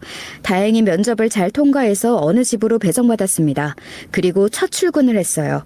시간도 딱 좋고 월급도 그전에 받았던 곳들보다 많았던 곳이라 오래 일하고 싶었습니다. 그래서 집주인에게 잘 보이고 싶은 마음에 단정히 입고 첫 출근을 했어요. 보기만 해도 기가 죽는 으리으리한 집 앞에서 배를 누르고 집주인이 나오길 기다렸습니다. 문이 열리는 소리가 들리자마자 꾸벅 인사를 했어요. 그리고 고개를 들었습니다. 너? 이은영? 아는 얼굴이었어요. 그것도 절대 다시 만나고 싶지 않은 그런 얼굴이요. 다시 볼 일은 없을 거로 생각했던 얼굴이었는데 이렇게 만나게 되다니 이 악연에 하늘도 무심하시지 라는 말이 절로 나오더군요. 은영이는 제 중학교 고등학교 동창이었습니다. 그리고 저를 괴롭힌 학교 폭력의 주동자였어요. 야 임정아, 나 목말라. 시원한 얼음물 좀 가져와. 매점에는 얼음이 없어. 그럼 만들어서라도 가져와야 할 거 아니야 이년아. 자기 뜻대로 안 되면 가차없이 발길질했어요. 그리고 반 안에서 제가 그렇게 은영에게 맞고 있어도 그 누구도 도와주지 않았습니다. 심지어 선생님조차요. 한 번은 맞다 도저히 버틸 수 없을 것 같아서 신고했던 적도 있어요. 하지만 돌아오는 건 학생들 일은 학생들끼리 해결하라는 경찰의 말과 선생님의 따기뿐이었습니다. 이게 학교 망신을 주려고 경찰에를 가? 은영이 집은 부자였거든요. 동네에 은영이 부모님을 모르는 사람이 없을 정도로 말입니다. 소문에는 학교의 발전기금도 어마어마하게 낸다는 이야기도 있었어요. 제가 신고를 했던 경찰서의 경찰관들도 이미 은영이 부모님에게 다 한 번쯤은 돈을 받은 적이 있는 사람들이라는 말도 들었습니다. 교무실에서 다른 선생님과 학생들이 다 보는 앞에서 담임에게 뺨을 수차례 맞아 얼굴이 퉁퉁 부은 채로 교실에 들어갔습니다. 그 교실에 들어가자마자 저에게 펼쳐진 상황은 그전보다 더 지옥이었어요. 제 몸으로 걸레를 빤 물이 부어졌습니다. 그리고는 냄새가 난다며 은영이는 자기 코를 막았어요. 너한테 걸레 냄새 나는 거 알아? 제가 울면서 대답했어요. 네가 지금 걸레판 물을 부었잖아. 은영이가 제 말을 듣고서는 비웃더군요. 아니, 원래도 나 너한텐 항상 그 걸레판 시큼한 냄새 같은 게 났어. 몰랐어? 진짜 몰랐어요. 저한테 그런 냄새가 난다는 사실을 말입니다. 없지만 그런 티를 내지 않기 위해서 제일 자주 했던 게 목욕과 빨래였는데 집안에서 나는 쿰쿰한 냄새는 숨길 길이 없었나 보더라고요. 은영이의 그 말에 얼굴이 확 달아올랐습니다. 정말이지 너무 부끄러웠어요. 그래서 네 주말에 아무도 안 가는 거잖아. 너한테 냄새 나서. 그러고는 은영이는 제 옆에도 오기 싫다는 듯 주위의 물건들을 저한테 하나씩 집어던졌습니다. 아주 세게 말이죠. 그러면서 말을 이어갔어요. 경찰을 신고해? 네가 아직 나한테 덜 맞았지? 그지? 미안. 뭐라고? 정아야, 잘 안 들려. 미안. 은영이가 깔깔거리며 큰 소리로 웃더군요. 그러고서는 금방 정색하며 저를 바라봤습니다. 이 세상에 네 편이 있을 것 같아? 심지어는 너의 엄마 아빠도 네 편이 아닐걸? 내가 너를 죽도록 패도 아무도 너를 도와주지 않아. 그걸 아직 모르겠니? 은영이의 말을 듣는데 그저 절망 말고는 아무것도 할 수가 없더라고요. 정말 이 세상에 아무도 제 편이 없는 것 같았습니다. 집에 가면 아빠에게, 학교에 오면 은영이에게 맞으면서 매일 죽고 싶다는 생각만 하며 지낼 거로 생각하니 정말이지 끔찍하더라고요. 그래, 내가 없어지는 수밖에 없겠지. 그날이었습니다. 제가 집을 나온 날 말입니다. 그리고 지금 거의 20년 만에 저를 그렇게 거리로 내몰았던 동창을 만난 겁니다. 장은영을 말이죠. 너 맞지? 임정화. 은영이는 저를 한눈에 알아보더군요. 저도 한눈에 알아봤어요. 어떻게 잊을 수 있겠어요. 그 얼굴을요. 그래. 오랜만이다. 우리 집에 오기로 한 가정부가 너야? 제가 대답을 하지 못하고 고개를 숙였어요. 당장이라도 그때처럼 이 집을 뛰쳐나가서 도망가고 싶었지만 눈앞에 아들의 얼굴이 아른거렸습니다. 저는 돈이 없었고 돈을 벌어야만 했어요. 가만히 저를 보던 은영이가 씩 웃으며 손을 내밀더군요. 제가 얼떨떨한 얼굴로 그런 은영이를 바라봤어요. 뭐해? 악수하자고 하잖아. 손을 잡았습니다. 은영이는 씩 하고 웃더군요. 고등학교 때 그대로였습니다. 아니, 그때보다 더 예뻐져 있었어요. 그리고 두르고 있는 모든 것들이 정말이지 비싸 보였습니다. 그래, 그동안 어떻게 살았어? 결혼은 안 했어? 남편이 뭐 하는 사람이길래 부인을 이런 일을 하게? 결혼은 했었는데 남편이 얼마 전에 심장마비로. 저도 모르게 은영이에게 다 이야기하고 있더군요. 그때처럼 말입니다. 어머, 미안. 괜한 걸 물었나 보다. 애는 있고? 올해 5살 아들 하나 있어. 우리 애도 5살인데 나도 아들이야. 그래? 우리가 인연은 인연인가 보다. 이렇게 다 만나고 말이야. 너 그때도 참 손 빠르고 깔끔했는데, 그치? 언제나 은영이가 시키는 일이라면 빠르게 움직였고 항상 은영이 주변을 깔끔하게 치웠던 과거의 제가 떠올랐습니다. 나는 너만 괜찮다면 너 우리 집에서 일하는 거 좋아. 너는 어때? 순간 다행이라는 마음과 함께 싫다는 마음이 동시에 들었어요. 은영이가 어떤 아이인지 그 누구보다 잘 알았기 때문에 그녀가 집주인으로 있는 집에서 가정부로 일하는 것이 끔찍했습니다. 하지만 거절할 수 없었어요. 저는 돈을 벌어야 했으니까요. 나도 좋지. 제가 그렇게 대답하니 은영이가 씩 하고 웃더군요. 그리고는 미묘한 표정으로 말했습니다. 그럼 호칭 정리부터 하자. 우리가 아무리 친구라지만 어쨌든 나는 네 고용주고 너는 내 고용인인데 반말을 하는 거 좀 그렇잖아? 앞으로는 그냥 사모님이라고 부르고 존댓말 써줬으면 좋겠어. 그럴게요. 그래, 좋다. 그리고 은혁이가 웃으며 일어났습니다. 아, 너 요리도 잘하지? 그때 그랬던 것 같은데? 아닌가? 네. 그러면 추가금도 줄 테니까 매일 저녁 좀 차려줘. 그이가 집밥을 먹고 싶어 하는데 내가 손에 물을 묻혀본 적이 있어야지. 뭘로 하면 될까요? 오늘은 대충 네가 냉장고 안에 있는 걸로 보고해. 다음부터는 내가 그이한테 물어보고 메뉴 알려줄 테니까. 그렇게 말하고는 은영이는 방으로 들어갔습니다. 그리고 방 안에서 깔깔거리는 소리와 함께 누군가와 통화를 하는 말소리가 얼핏 들려왔어요. 그래, 걔! 걸레 냄새 나던! 그래! 걔가 우리 집 가정 보러 왔다니까? 완전 웃기지? 역시 사람 팔자는 안 바뀌어. 여전히 그렇게 살고 있잖아. 일부러 그러는 건지 아니면 저를 사람 취급하지 않아서 듣든 말든 상관하지 않는 건지 은영이는 시끄럽게도 통화를 했어요. 그 소리를 밖에서 듣고 있는데 다리에 힘이 풀리더군요. 다시 그 끔찍했던 그 교실에 서 있는 것 같은 기분이 들었습니다. 하지만 그렇다고 이번에는 도망갈 수 없었어요. 저는 하나의 인생을 책임져야 하는 엄마였습니다. 그 사실이 저를 그곳에서 벗어날 수 없게 만들었어요. 스스로 괜찮다고 몇 번이나 되뇌이며 부엌으로 들어가 냉장고를 열었습니다. 정말 신선하고 비싸 보이는 재료들이 가득하더라고요. 딱 봐도 값비싸 보이는 재료들이었습니다. 이런 비싼 것들로 집밥이라... 좋은 재료로 만들면 뭐든 맛있긴 하겠네 라고 중얼거리며 음식을 만들기 시작했어요. 값비싼 해물들이 잔뜩 들어간 된장찌개와 각종 반찬을 만들고 있으니 은영이가 나오더군요. 나는 이래서 집밥이 정말 싫은데. 냄새 나잖아. 음식을 하는데 냄새를 안 나게 할 수는 없는 노릇이니 뭐라 대답을 하지도 못하고 머리만 긁고 있는데 은영이가 씩 웃으며 그러더군요.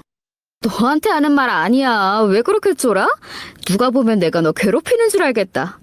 남편한테 하는 소리야. 하도 집밥 타령을 해대서 내가 짜증나 죽겠어 정말. 꼭 한식을 이렇게 챙겨 먹어야 하는 이유가 뭐냐고 대체. 은영이는 그렇게 궁시렁거리며 정말 냄새가 맡기 싫다는 듯 다시 방으로 쏙 들어가더군요. 그리고 얼마 뒤 음식이 다 되어갈 때쯤 도어락이 열리는 소리가 들렸습니다. 그리고는 누군가 들어오는 소리가 들렸어요. 우리 집에서 이런 냄새가 나? 나 집밥 먹고 싶다고 한 거 드디어 들어주는 거야? 다정한 목소리로 그렇게 말하며 들어오는 사람은 다름 아닌 은영이의 남편이었습니다. 웃으면서 부엌으로 들어왔는데 처음 보는 사람이 있어 당황한 것 같더라고요. 제가 꾸벅 인사를 했습니다. 안녕하세요. 누구세요? 저는... 그때 은영이가 문을 열고 밖으로 나왔어요. 그리고 정아야! 오빠 언제 왔어? 아직 퇴근 시간 좀 이르지 않아? 은영이는 조금 전 저를 부르던 목소리에서 완전 톤이 달라지더라고요. 애교와 애정이 가득 섞인 목소리였습니다. 은영이의 남편이 저와 은영이를 번갈아 보며 물었습니다. 아는 분이셔? 그게 오늘부터 우리 집에서 일해주시기로 하신 분이야. 인사해. 안녕하세요. 근데 당신 방금 정화라고... 이야기하자면 길어. 내가 나중에 설명해줄게. 일단 밥부터 먹어 자기야. 집밥 노래를 불렀잖아. 은영의 남편이 어리둥절한 얼굴로 저와 은영이를 번갈아 보더니 옷을 갈아입으려는 듯 겉옷을 벗으며 방 안으로 들어갔습니다. 방문이 닫히고 은영이가 예전에 그 모습이 떠오르는 살벌한 얼굴로 제게 말하더군요. 너는 그냥 다 맞다고만 해. 알겠지? 내가 남편한테는 알아서 다 설명할 테니까 남편이 너한테 뭘 물어보면 그냥 맞다고만. 은영이의 그 말에 제가 고개를 끄덕였어요. 은영이는 만족스럽다는 듯 웃었습니다. 와, 이거 너무 맛있는데요? 은영이의 남편이 한 입을 먹을 때마다 감탄하더라고요. 엄마를 닮아 원래 솜씨가 좋은 편이긴 했어요. 게다가 어릴 적에 식당 일을 오래 하기도 했었고 말이죠. 은영이는 남편의 그 연신 터지는 반응에 자기도 슬쩍 한 입을 먹어보더군요. 맛있네. 그리고는 새초롬하게 그렇게 말했습니다. 마시는 정도가 아닌데? 나 밖에서도 이렇게 맛있는 음식 못 먹어봤어. 진짜 식당 차리셔도 되겠어요. 그 말에 대꾸도 하지 않고 그냥 고맙다는 듯 고개만 꾸벅하고는 부엌을 나왔습니다. 그런 저를 따라 은영이가 나왔어요. 내일부터는 오전 10시쯤 와서 4시까지 일하다가. 원래 계약서상으로는 5시잖아요? 돈은 그대로 줄 테니까 그냥 그렇게 해. 그리고 오늘은 그만 퇴근해. 저야 뭐 그래주며 고마운 일이니까 알겠다고 고개를 끄덕이고는 그 집을 나왔습니다. 정말이지 긴 하루였어요. 오늘만 같으면 그렇게 힘들지도 않겠다고 생각하면서 잠이 들었던 것 같아요. 하지만 그건 엄청난 제 착각이었습니다. 은영이는 여전히 못돼 먹었더라고요. 저를 내려다보며 우울감을 느끼는 게 그랬습니다.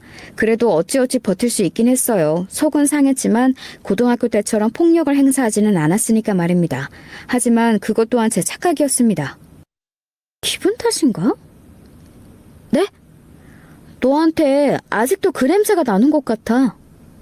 순간 제 머리가 하얘지더라고요. 그 뒤에 은영이가 무슨 말을 뱉을지 너무나 잘 알고 있었습니다.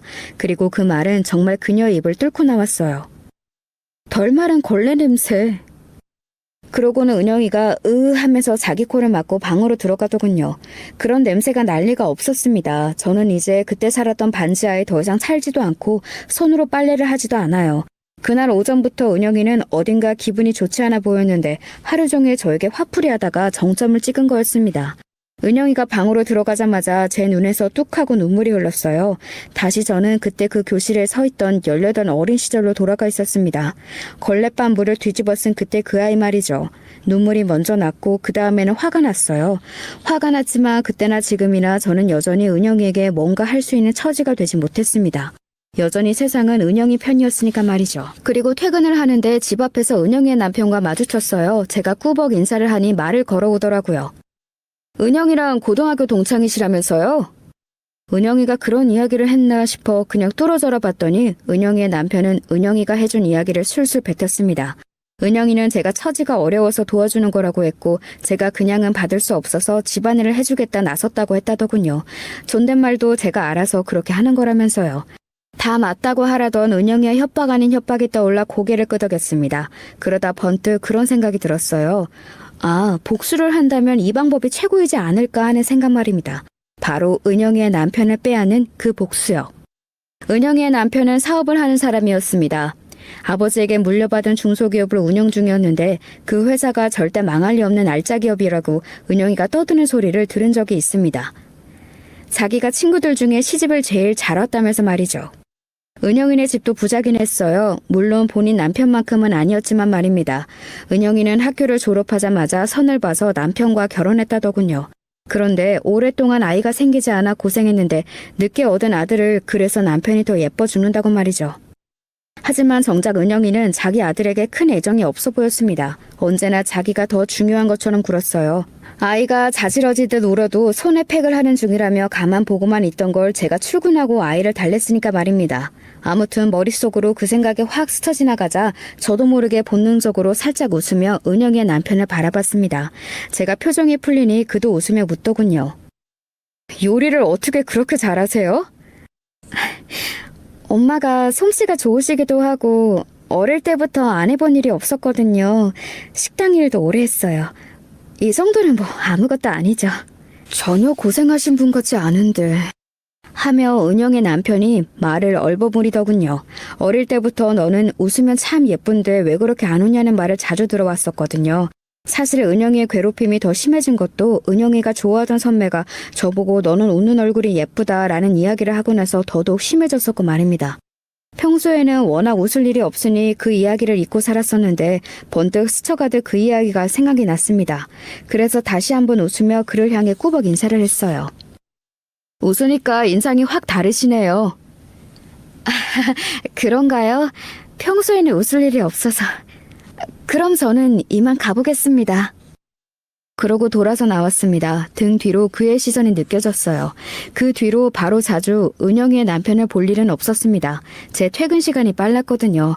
하지만 종종 마주치거나 할 때면 언제나 웃었어요. 그는 분명히 저에게 호감을 느끼는 듯 했습니다. 이런 걸 잘 모르는데도 그런 감정 같은 것들이 느껴졌으니까요. 그리고 어느 날 흘러가듯 회사에서도 자꾸 집에서 먹는 밥이 생각이 난다는 이야기를 듣고서는 아침부터 도시락을 준비해 은영이의 남편이 출근하는 시간에 맞춰 일찍 갔어요. 그리고선 출근하는 그의 손에 은영이 몰래 도시락을 쥐어주기도 했습니다. 이 집에 있는 것만큼 좋은 재료로 만든 건 아니라서 맛이 그만큼은 있을지는 모르겠어요. 아이고, 이렇게 신경을 다 써주시고 감사합니다. 그리고 도시락을 건네주며 일부러 슬쩍 손을 부딪히기도 했습니다. 그가 흠칫하고 놀라는 게 느껴졌어요. 제가 놀란 얼굴로 손을 얼른 떼어내며 죄송하다고 하자 그가 웃으며 괜찮다고 하더군요. 그리고 그날 한 가지 알게 된 사실이 있었습니다. 이른 출근으로 알게 된 사실이었어요. 집에 들어가니 아이는 자는지 고요하더군요. 그래서 거실에 널브러진 옷가지들과 부엌의 식기들을 하나둘 정리하고 있을 때 안방에서 통화 소리가 들려왔습니다. 모른다고 당연히 모르지. 왜? 알았으면 좋겠어? 그러면 너도 더 이상 나한테 돈 못 받아, 이 개자식아. 평소라면 무슨 말을 하든 신경 쓰지 않았을 텐데 그날은 신경이 쓰이더라고요. 그래서 방문 앞으로 다가갔습니다. 귀를 바짝 가져다 대지 않아도 문 너머로 소리가 다 들렸어요. 은영이는 집에 아무도 없다고 생각하고 큰 소리로 떠들었습니다. 준우가 네 아들이면 뭐? 내가 데려가라면 네가 키울 수나 있고? 그 말을 듣자마자 눈이 동그랗게 커졌어요. 하마터면 손에 있는 휴대전화를 떨어뜨릴 뻔했습니다. 하늘이 주신 기회구나 싶었어요. 잽싸게 휴대폰의 녹음 기능을 켰습니다. 녹음 버튼을 누르자마자 은영이의 충격적인 말들이 쏟아졌어요. 그냥 얌전히 내가 주는 돈이나 받아 처먹어. 내가 뭐 준우랑 너한테 가면 네가 나 책임질 수나 있어? 우리 집 예전 같지 않은 거 알잖아? 너 씀씀이나 나 씀씀이나 지금 남편 아니면 감당 안 된다고. 도대체 얼마나 이 소리를 해, 알아들어? 은영이의 목소리는 점점 커졌어요. 왜? 인자 봐서 친아들이 핏줄이 땡겨? 너 내가 준우 낳겠다고 남편 아들로 키우면 된다고 할 때 책임 안 져도 된다고 좋아했잖아? 그럴 땐 언제고 이제 나이 먹으니까 아들로 데려가고 싶어? 네가 나랑 준우 책임져 줄 능력은 되고 나는 절대 남편이랑 이혼 못해. 나는 이 생활 절대 포기 못한다고! 그러고는 씩씩거리며 휴대전화를 던지는 듯한 소리가 들렸어요. 저는 재빨리 현관 쪽으로 나갔습니다.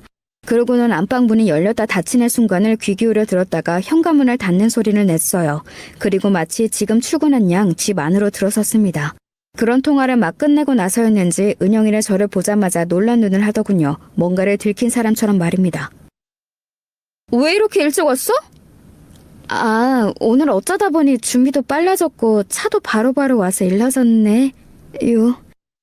빨리 온다고 아무도 너한테 잘한다고 칭찬할 사람도 없고 오히려 거슬리기만 하니까 앞으로는 맞춰서 와. 왜 시키지도 않은 짓을 해? 은영이는 그렇게 날카롭게 말한 뒤 방 안으로 다시 들어갔습니다. 은영이가 들어간 뒤 녹음된 음성을 들어봤어요. 녹음이 잘 되었더라고요. 그것도 아주 잘 말입니다. 그 뒤로는 무슨 보험을 하나 들어둔 듯 든든한 기분이 들긴 했어요. 은영이의 엄청난 약점을 제가 알게 된 셈이니까 말입니다. 은영이가 무슨 기분 나쁜 소리를 해도 한 귀로 듣고 한 귀로 흘릴 수 있겠더군요.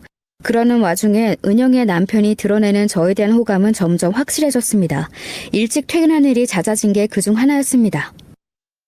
자기 요즘 퇴근이 이르다? 요즘 회사 일이 한가하기도 하고 준우도 너무 보고 싶고. 하여간 아들이라면. 은영이의 남편은 저에게 자꾸 말을 걸고 싶어 했어요. 은영이 없는 틈을 타서 말입니다. 저는 일부러 한 번에 알려주지 않았어요. 그러고는 슬쩍슬쩍 하나 두 개씩 이야기했습니다. 일부러 애가 다르라고 말이죠. 그리고 예상대로 그는 그런 것 같았어요. 점점 대담해졌으니 말입니다.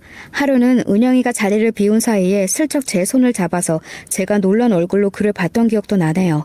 저희는 점점 가까워졌어요. 그리고 밖에서 약속하고 만나는 사이가 됐고 사이가 더없이 깊어졌습니다. 거기까지 가는 거에는 얼마 걸리지 않았어요. 은영이는 뭐랄까 좀 사람 냄새가 덜 나는 것 같아. 애가 좀 차갑긴 하죠. 당신이랑 있으면 진짜 외롭지 않아서 좋아. 제가 느끼기에 그는 저에게 완전히 빠져 있었어요. 하지만 저는 그 무엇도 바라지 않았습니다. 뭘 바라냐는 질문에도 늘 아무것도 필요 없다고 말했어요. 언제라도 떠날 수 있다는 듯 말했습니다. 그는 그런 저에게 더 애끌어했어요. 당신은 진짜 언제라도 훌쩍 떠나버릴 것 같아. 제가 고등학교 때 집을 나왔다고 이야기하고 나서는 더더욱 그렇게 느끼는 것 같더라고요. 하지만 그런 그의 말에도 웃기만 하고 대답은 하지 않았습니다. 그렇게 느끼라고 말이죠. 그는 점점 더 저에게 빠져드는 게 느껴졌어요. 하루 종일 당신이랑만 있고 싶어. 일찍 만났으면 더 좋았을걸. 나 같은 여자랑 당신이 만날 일이 뭐가 있었겠어요. 은영이 남편이 저에게 푹 빠져서 정신을 차리지 못하고 있을 즈음 은영이의 히스테릭은 점점 더 심해졌습니다. 아무래도 남편이 외박도 잦고 어딘가 자신에게 관심이 떨어져 가고 있다는 걸 직감적으로 아는 것 같았어요. 여자의 직감은 늘 무서울 정도로 정확하잖아요. 대체 어떤 년이란 말이야? 회사년인가? 아님, 전에 친해 보이던 그 동기년인가? 그 상대가 저라는 건 상상도 못하는 것 같았지만 말입니다. 야, 내가 저거 제대로 정리하라고 했지? 삐뚤잖아!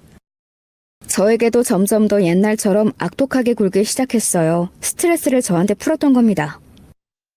너는 예나 지금이나 제대로 하는 게 하나도 없냐?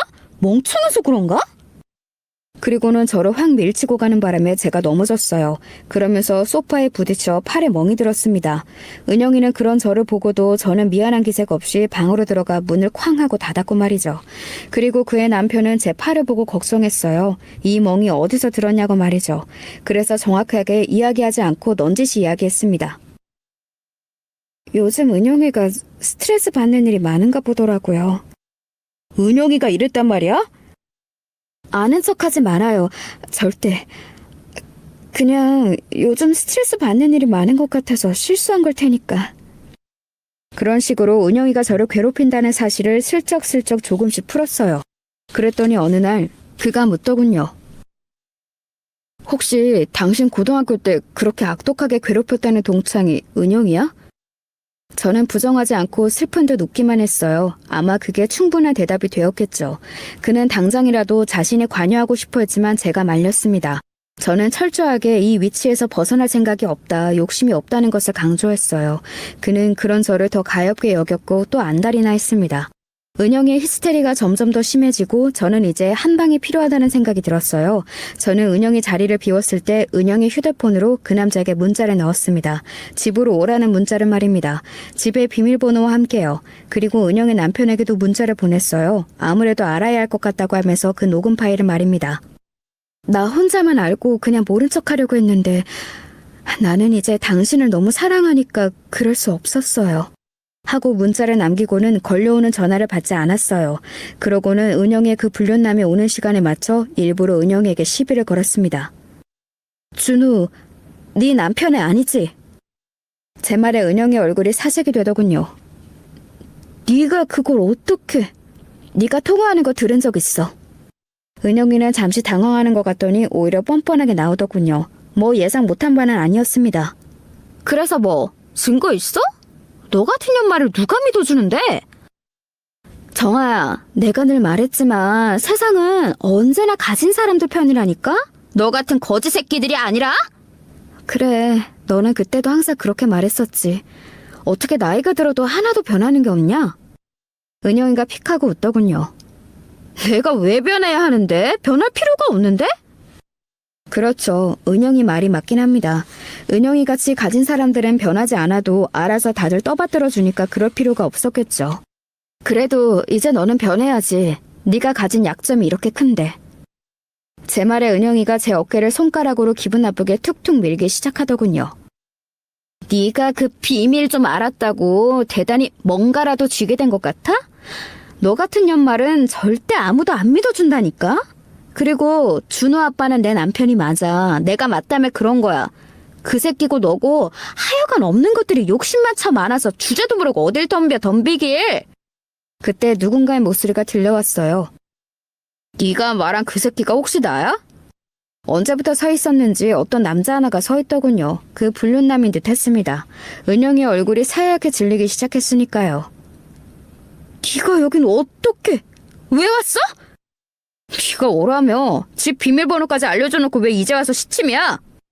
은영이는 그제야 상황 파악이 된 듯 저를 노려봤습니다. 너야? 네가 꾸민 짓이야? 감히? 네가 나를 상대로? 은영이는 사정없이 제 뺨을 내리쳤어요. 제가 버티고 서 있자 연속으로 내리쳤습니다. 저는 일부러 대응하지 않았어요. 이제 곧 그가 올 걸 알고 있었으니까요. 제 얼굴이 퉁퉁 붓고 입술 주변에서는 피가 나기 시작했어요. 은영이가 어찌나 살벌하게 저를 때렸는지 그 불륜남이 나서서 말릴 정도였으니까요. 그때 반가운 목소리가 들려왔습니다. 지금 이게 뭐 하는 짓이야? 모두가 그 소리에 시선을 돌렸고 은영이와 그 불륜남의 얼굴은 사색이 되었습니다. 당신이 왜 지금 이 시간에... 은영이는 당황했지만 이내 그것도 제가 한 거라고 결론을 내린 모양이더라고요. 이미 바닥에 쓰러져 있는 저를 무서운 눈으로 노려봤습니다. 은영이의 남편은 바닥에 쓰러져 있는 저와 엉망이 된 제 얼굴을 보고는 놀라서 저에게 다가와서 저를 일으켜 세웠어요. 괜찮아? 남편의 그런 모습에 은영이의 눈이 다시 한번 커졌습니다. 둘이 언제 반말을 할 정도로 친해졌어? 설마 당신 바람난 여자가 얘야? 당신 미쳤어? 어떻게 이런 년이랑 이런 가정부 따위랑? 누가 할 소리를 하는 거야 지금? 준우가 내 아들이 아닌 게 정말이야? 어? 은영이는 입을 다물었습니다. 그리고는 상황 파악을 하듯 눈을 굴리기 시작했어요. 잠시 뒤 생각이 끝났는지 자신의 남편에게 매달려 애원하기 시작했습니다. 여보, 내가 잘못했어. 진짜 실수였어. 정말 지우려고 했는데 아이는 안 생기지. 다들 기다리고만 있지. 그래서 나도 모르게 거짓말한 거야. 진짜 실수야. 나는 당신밖에 없고 당신만 사랑하는 거 알잖아. 당신도 실수했으니까 우리 서로 한 번만 용서하자. 그리고 여보 난 안아. 저런 사람들이랑 살 것도 아닌데. 은영이는 정말 끝까지 저와 그 불륜남은 사람 취급을 하지 않았습니다. 그리고 은영의 남편은 은영이를 용서할 생각이 없어 보였어요. 매달리는 은영이를 뿌리치고 저의 손을 잡고 그 집을 나왔습니다. 뒤에서 은영이가 악을 쓰듯 소리를 지르는 게 들려왔어요. 그 뒤로 은영이와 은영의 남편의 이혼 소송이 빠르게 진행됐습니다. 유전자 검사 결과 준우는 그의 친자가 아닌 것으로 결과가 나왔어요. 그 빼도 박도 못하는 증거 때문에 은영이는 결국 한 푼도 받지 못하고 쫓겨나듯 이혼당했습니다. 저와 자기 남편의 불륜을 주장했지만 증거가 불충분했기 때문에 받아들여지지 않았습니다. 그리고 얼마 지나지 않아 그는 저에게 청혼했어요. 저는 솔직히 놀라긴 했습니다. 저같이 가진 것 없고 부족한 사람과 정말 결혼까지 할 생각을 하는지는 몰랐거든요. 하지만 그는 정말 진심으로 보였어요. 일부러 접근한 게 미안해질 정도로 말입니다. 망설였지만 저도 이미 그 사람을 좋아하고 있었어요. 그리고 그 사람은 제 사정과 처한 처지를 모두 알고도 저와 결혼을 하고 싶어하는 사람이었습니다. 그 사실만으로 너무 감사했어요. 그렇게 저는 그 사람과 결혼했습니다. 식은 간소하게 치렀어요. 그 사람 집에서 엄청난 반대가 있을 줄 알았는데 그렇지 않은 것도 의외였습니다. 알고 봤더니 그 사람이 이미 몇 번이나 사정사정해서 허락받았다고 하더라고요. 지지리도 복이라고는 없는 박복한 년은 이제 없어졌어요. 저는 이제 한강이 훤히 내려다 보이는 집에서 사모님 소리를 들으며 살고 있으니 말입니다. 사랑하는 남자와 함께요. 제 아들은 당연히 제가 키우고 있어요. 남편도 그러자고 한 부분이고요. 처음엔 엄마가 그런 집안은 싫어할 거라며 자신이 키우겠다 했지만 그건 제가 싫었습니다. 그리고 얼마 지나지 않아 남편의 아이를 임신하기도 했고 말이죠. 은영이는 이혼을 당한 뒤 당연하게도 저를 몇 번이나 찾아와 행패를 부렸습니다. 이제는 뒤바뀐 처지를 받아들이지 못하는 듯 보였어요. 상당히 자존심을 상해했고 상당히 괴로워했으며 이 현실을 믿고 싶어하지 않았습니다. 그러다 경찰서에까지 한 번 가고 나서야 더 이상 찾아오지 않았어요. 은영이를 마지막으로 본 날 제가 이렇게 말했던 기억이 납니다. 은영아, 이제 너한테서 냄새가 난다. 네가 예전에 그랬잖아. 없는 집 애들한테는 특유의 냄새가 난다고. 이제 알겠어. 네가 무슨 냄새를 말한 건지 말이야. 야! 은영이는 정말 큰 비명을 질렀어요. 그러고는 눈물을 흘리며 자기 옷에 냄새를 맡기 시작했습니다. 그 모습을 보고 돌아섰어요. 그리고 얼마 지나지 않아 들은 소식으로는 그 불륜남과 살림을 합쳤다고 하더라고요. 하지만 그 씀씀이를 감당하지 못해서 그 남자에게서도 금방 버림을 받았다고 들었습니다. 그 와중에도 아들은 두고 나왔다고 하더군요. 저는 행복하게 잘 지냅니다. 이제 더 이상 예전 일을 떠올려도 힘들거나 고통스럽지 않아요. 제 인생이 이렇게 바뀔 거라고는 한 번도 생각해 본 적 없지만 말입니다. 결혼 전에는 그렇게 제가 한밥을 좋아하던 남편이 제가 임신을 하니까 제 손에 물 한 방울 묻히는 걸 겁내하는 모습을 보는 것도 행복해요. 물론 누군가를 부리고 사모님 소리를 듣는 게 아직은 많이 어색하긴 하지만 말입니다. 분명 누군가는 저를 비난할 겁니다. 그래봤자 너도 불륜녀 아니냐고 말이죠. 그건 저도 언제나 생각하고 감수해야 하는 부분이라고 생각해요. 또 그 부분에 있어서는 저도 할 말이 없고 말입니다. 하지만 저는 후회하지는 않아요. 지금 누리는 것들 때문만은 아닙니다. 저는 은영이를 용서할 수 없었으니까요. 물론 복수심으로 시작된 일이었지만 저는 지금의 남편을 진심으로 사랑해요. 과거에 그렇게 접근했던 게 너무 미안할 정도로 말이죠. 살아가면서 2배, 3배 잘할 생각입니다. 굉장히 긴 이야기라고 생각했는데 끝을 내려고 보니 또 짧게 느껴지기도 하고 지난 시절이 꿈 같기도 하네요. 긴 이야기 들어주셔서 감사합니다. 좋은 하루 되세요.